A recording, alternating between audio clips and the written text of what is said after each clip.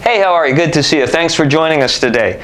There's two rules in the Eat What I Eat diet. Two rules. The first one is 85%. 85% of what you eat has to be raw, uncooked, unprocessed. Cooking is another way to say processed. 85%. The 15% you're on your own, but 85% unprocessed. And we have the half-hour rule. In the morning, as you get up, a half hour before you eat, I guess you can't eat 30 minutes, right, of getting up. A half hour before you eat, no liquid. While you eat, no liquid. 30 minutes after you eat so that everything can process through your body.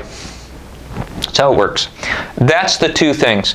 Now, what we've experienced over the last few weeks, we've been recording since mid-December. So the last 6 weeks or so, what we've experienced is that some people cannot stick to this diet. Why is that? Because this diet requires a permanent change. Americans spend more than $8 billion a year on non-doctors prescribed weight loss products, weight loss plans. It can vary from everything to everything. You know them all. What doesn't happen is that the person doesn't make a permanent change.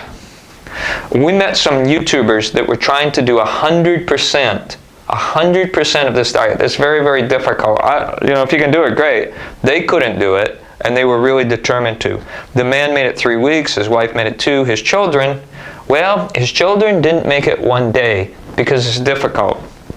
But as you can see, for example, I got these down at the farmer's market today. Here's some green grapes. If you've been on this channel a long time, you know that I love grapes. And here's some red grapes. These will not last long. I got 2 and 2 different kinds because I really love the taste of them. There's a big difference between the taste of these grapes. Okay, here's what I find that happens. When you say to somebody, "Hi, do you have an onion?" They're like, "Yeah, I have an onion." "Hey, do you have some grapes?" "Yeah, I have a grape." Look, there's a big difference in taste between those.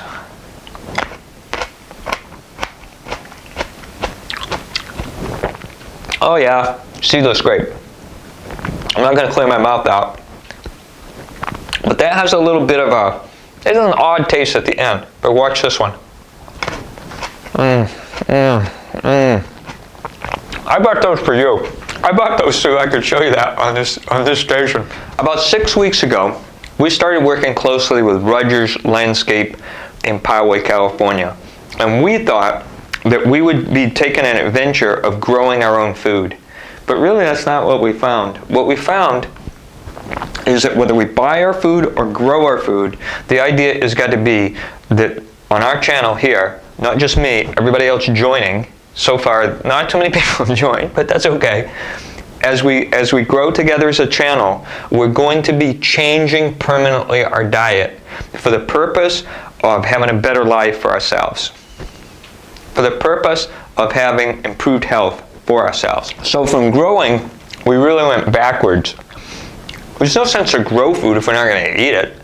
If we're not going to be able to enjoy our food, if we're not going to be able to enjoy our lives, if it's not going to work for us, if we're not making a permanent changeover, there's no sense to do it. I'm just one of the other $8 billion of being spent. So I want to show you some food. I want to show you some types of food. This bowl off to my side is peppers. All these are peppers that I bought today either at the farmer's market or at a local store. And you can see that, look at this one. It's like almost black. It's really, really dark, rich green. And it's like a black color compared to this green. Look at this. Now, these peppers, oh, look at this one. Look at this one. Oh, here's an interesting thing. Little tiny orange, much bigger orange, right? Pretty similar shade. Well, this is from a bell pepper. On the Schofield scale, these might be about 75, maybe not even that much, because these are sweet. Hey, for you, I'm going to do something. I'm going to go ahead and cut that. Just a little bit. Let me eat it. It's practically sweet.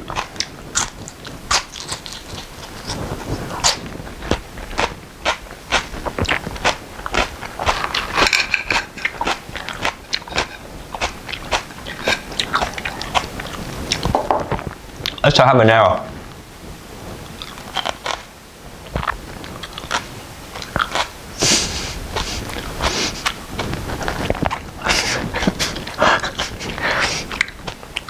Wow, it's not really very hot. So look, we got some more of these sweet peppers. These red ones, probably sweet. The one I showed you before. So as you can see, they run a wide variety. There's these beautiful ones right here, beautiful, beautiful colors, and very moderate on the Schofield scale. And they go through these ones. These are probably, I think that this one is called a jalapeno. It's pretty hot. Not nearly as hot as what I'm experiencing right now in my mouth, but it's pretty hot. These ones I don't know the name on, but you can see that they're different. And of course, the habaneros. All these peppers are packed with vitamin C. All these peppers will extend your metabolism like crazy. You take a little bit of this pepper in, and for some reason you're going to go to 80 to about 100 right away. You're going to put some life in your, you're going to put a kick in your kickstart? Yes. Now this is a little larger than average. At least, I would consider that a little larger than average. This is a little larger than average, but the U.S. government says that there's enough vitamin C in one of these, medium size, for the entire day. If you have one of these peppers, there's enough vitamin C, which means antioxidants, and everything else that vitamin C does, in just one pepper. So you can see, you start cutting up these, you're going to have plenty of vitamin C's. All right, let's try something different. There's one family of vegetables called coniferous. Kind of a weird word, coniferous. It's a type of plant that has been designated as one that fights cancer by people that are really doctors. Okay, what do we have here? We have a cabbage. We have, this one is a purple cabbage, and here's a regular cabbage that I've cut some on already. Okay, I wanted to show you this because I wanted you to know this. Coniferous is going to fight more, is going to have antioxidants, is going to fill you up, is going to have practically 0 calories. This is going to get the job done in your life. I tend to have cabbage every single day, and here's what I found. Every time you buy a cabbage at the store or at the farmer's market, it's going to look more or less like this. And you're going to end up cutting these parts off. You're going to end up cutting this part off, and you're going to end up with this part left. Well, here's what I discovered to my surprise. I had planted some of those outside without realizing it. I had thrown some out in my compost heap. Well, right now, 3 of the ones I've thrown outside because of the recent rains, 3 of them have produced heads. 3 of them are producing heads. I don't know if they'll work all the way through, and I'll keep you posted, but 3 of these are actually bringing heads off.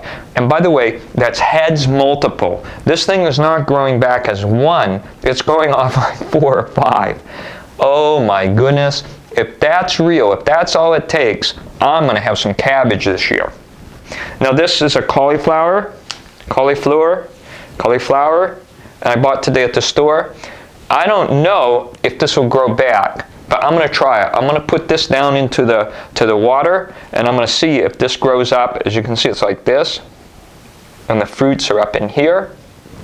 I'm going to probably cut some of those. I probably cut some of those fruits off, and then I'm going to put it in some water and see if it will grow here. And if it does, I'll put it outside and I'll see what I get. This is also coniferous fruit. Broccoli. What do we know about broccoli? It's almost always overcooked. I hate to tell you this, but unless you're cutting it and dipping it into something, some salsa or something, and eating it that way, I think broccoli is almost always overcooked. And I can't remember anybody telling me, yeah, broccoli is my favorite. But broccoli is in that family, along with Brussels sprouts. Brussels sprouts are they look like little cabbages. Brussels sprouts look like little cabbages, and they're just so delicious. You cook them or steam them, and put some olive oil on it, and it's so delicious. A lot of people ask me about beets, and I ask about beets because I really, really like them. The cool thing about beets is they're extremely healthy for you. I don't know if they're in a coniferous family or not. How I usually do it is I usually cut this part at the very top, I cut it off, and then this part of the beet I'm going to eat for health. Now, when you get one of these, it looks so nasty and ugly. It kind of flies all over, right? But when you put that even in a glass of water, if you take this, you're going to take this off, you put that into a glass of water, these little sprouts will come up like really quickly in just a day or two. You can clean them off, and you can cut these old ones off if you want. You can break that one right off if you want, and clean it up to look like you would probably want to eat it. And these little sprouts will come off in pieces like that big that are so delicious to eat with your salads. Beets. I highly recommend beets. This one, believe it or not, this is a type of radish. And this part is good. This part is good to eat. And as you can see, this can be easily replanted. And who knows what comes up there. But this is a locally produced beet from the farmer's market.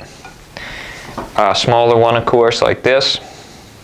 Beets are radishes. If I said beets before, I meant radishes. Radishes are so delicious to eat, and they're very, gives you a good taste sequence. A good taste mixture. Look at these. I'm so grateful of this. See those little root sprouts? Those little roots on here? You can cut this down very, very low. This is cilantro. You can cut it like right to there type of thing, and then redo those. Now I'm going to give you a tip. If you like what you're hearing so far, only comment if you really kind of expect or accept that I might be interacting back and forth with you. That's what I really want. I want a channel that belongs in part to you. You know, if you want to go ahead and work together, school me, help me, you know, present things that are useful to you. What we want to do is make the change in our lives permanent. I want to be better. I want to help people more. That's what I'm really about. I'm going to tell you something that a lot of people will say, gee, I didn't know that. I just told you that in this cilantro, you can cut those off, use this part, and then you can replant those. Well, here's my little tip for you. When you get that ready to plant, you're going to dip that down into some honey. Honey, and you're going to coat it in honey. That's all you have to do is coat it in honey, and then transport it into wherever you plan to do. And within about a week, these ones will have grown. You can see that they've got the feathers right there. They're little feather roots, little feather roots. And with a little honey, those will grow, and those will come out with cilantro. The cilantro maybe isn't the most popular seasoning or something. The last thing I want to say today, in terms of making your change, in terms of making your permanent change towards eating fruits, vegetables, nuts, non-processed food, I got to tell you, there's a combination that's a winning combination for me, and you might not like it, but I'd ask you to try it. Avocado plus cabbage. Cabbage chopped up like I do it, as much as you want. I'm going to show you how to cut a cabbage. And then in your 15%, if you choose like a fried egg or a boiled egg, you can add it right in. The final three words is cabbage and avocado. Cabbage and avocado together are going to give you the base for any kind of salad type bowl that you're going to use.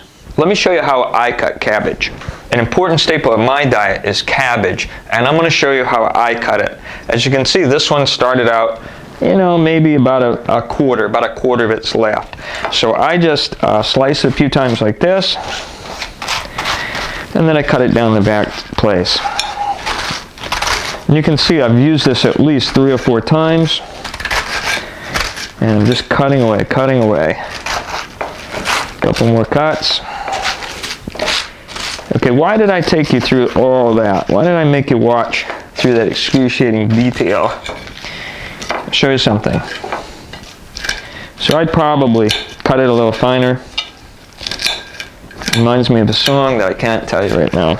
In terms of food consumption, don't they always tell you something like, you want to have about this much food?